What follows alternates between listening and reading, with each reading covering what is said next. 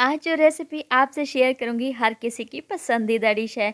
आज मैं आपसे मज़ेदार सी सोबत की रेसिपी शेयर करूंगी। कबायली इलाके का सकाफती पकवान भी कहा जाता है। इसको ट्राइबल एरियाज़ में बहुत पसंद किया जाता है। आप इसे चिकन, बीफ या फिर मटन से भी तैयार कर सकते हैं। टेस्ट तो लाजवाब ही होगा। बिस्मिल्लाहिर्रहमानिर्रहीम। अस्सलाम वालेकुम। लाखों करोड़ों दुरूद सलाम नबी करीम सल्लल्लाहु अलैहि वसल्लम पर और उनकी आल पर। मैं हूं अनाबिया और वेलकम करती हूं आपको अपने यूट्यूब चैनल चटखारे पकवान में। आज आपसे शेयर करूंगी मज़ेदार सी सोबत की रेसिपी। सर्दियों में इसे बहुत पसंद किया जाता है, तो वीडियो को आप लोगों ने एंड तक देखना है। अगर वीडियो अच्छी लगे अपनी फैमिली और फ्रेंड्स में भी शेयर किया करें और चटखारे पकवान को भी सब्सक्राइब कर दिया करें।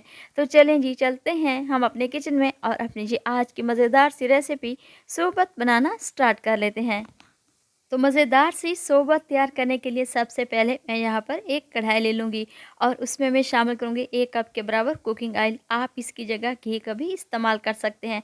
अब मैं इसमें खुशबूदार से साबित मसाले शामिल करूँगी। 2 अदद तेज़ पत्ते, 5 से 6 दाने लौंग के, 8 से 10 दाने काली मिर्च के, 1 अदद बड़ी इलायची और 1 दालचीनी का टुकड़ा भी शामिल कर रही हूँ। अब मैं इनको अच्छी तरह से फ्राई कर लूँगी। साथ ही मैं इसमें शामिल करूँगी प्याज, और प्याज है यहाँ पर मेरे पास 2 अदद बड़े साइज़ के, जिसको मैंने बारीक स्लाइसेस में कट कर लिया है। और अब मैं इन प्याज की अच्छी तरह से भुनाई कर लूँगी। ये देखिए, प्याज को आप लोगों ने अच्छी तरीके से फ्राई कर लेना है। जैसे ही प्याज गोल्डन ब्राउन हो, आप इसमें चिकन शामिल कर दें।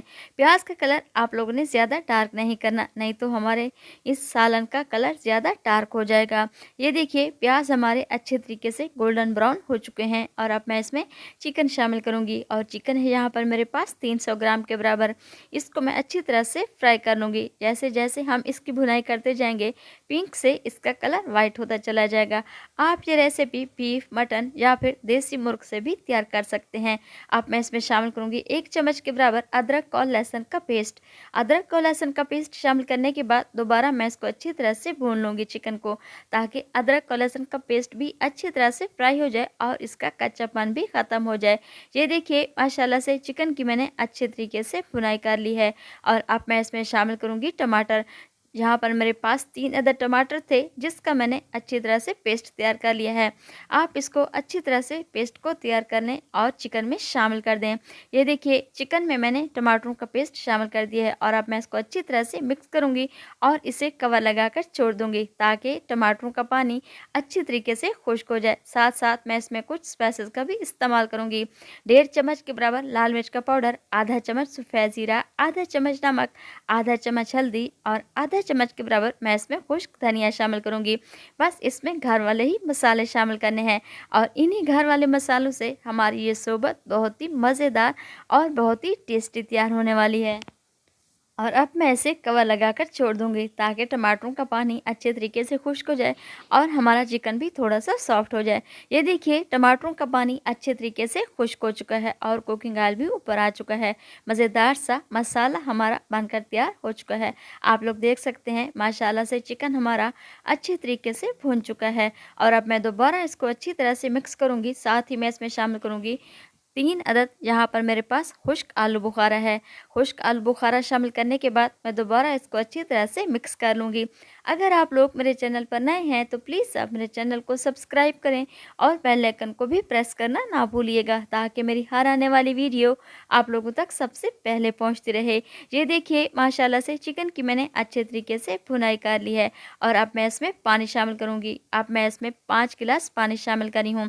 आप जितने अफराद घर के हैं उसी हिसाब से ही आप इसमें पानी शामिल कर सकते हैं। 1 अफराद के लिए 1 गिलास ही काफ़ी है। अब मैं इसमें 5 गिलास पानी शामिल करूंगी और इसे मिक्स करने के बाद दोबारा मैं इसे कवर लगाकर छोड़ दूंगी पूरे 15 से 20 मिनट के लिए, मीडियम टू लो फ्लेम पर।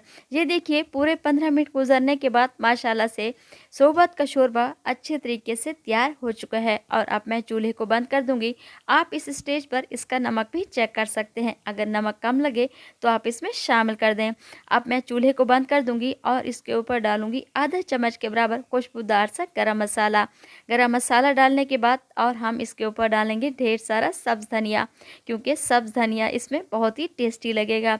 सब्ज़ धनिया डालने के बाद अब मैं इसे दोबारा कवर लगाकर छोड़ दूंगी, जब तक हम इसकी रोटियां तैयार कर लेंगे। सोबत का शोरबा बनकर तैयार हो चुका है और अब मैं इसे कवर लगाकर छोड़ दूंगी जब तक हम इसकी रोटियां तैयार कर लेते हैं। एक बड़े से बर्तन में मैं रोटियों के छोटे छोटे टुकड़े कर लूँगी और ये रोटियां मैंने खुद घर पर ही तैयार की हैं, बारीक सी रोटियां तैयार करने। और अब मैं इसमें शोरबा शामिल कर दूंगी। शोरबे को मैंने स्ट्रेनर से अच्छी तरह से छान लिया था और इसकी बोटियाँ निकाल कर एक प्लेट में रख दी थी। स्ट्रेनर से छान लें शोरबे को, ताकि जो हमने इसमें मसाले शामिल किए थे, साबित मसाले, वो इसमें ना आ जाएं, क्योंकि शोबत खाते वक्त अगर कोई गरम मसाला मुंह में आ जाए तो वो अच्छा नहीं लगता। और अब मैं चम्मच की मदद से इसको अच्छी तरह से मिक्स कर लूँगी। ये देखिए मैंने इसको अच्छे तरीके से मिक्स कर ली है। अभी मुझे रोटियाँ थोड़ी सी खुश्क लग रही हैं। अब मैं दोबारा इसमें थोड़ा सा शोबत का शोरबा शामिल करूँगी और इसको अच्छी तरह से मिक्स कर लूँगी। और आप लोगों ने भी मेरी इस रेसिपी को ज़रूर ट्राई करना है।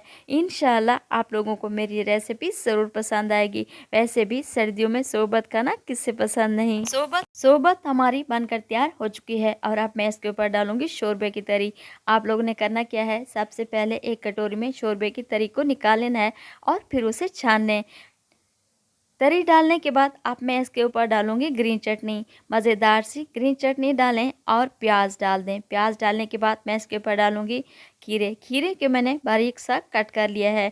खीरे डालने के बाद अब मैं आप लोगों को डिश आउट करके दिखाती हूँ। मज़ेदार सी और बहुत ही टेस्टी सी हमारी ये शोबत बनकर तैयार हो चुकी है और आप लोगों ने भी मेरी इस रेसिपी को ज़रूर ट्राई करना है।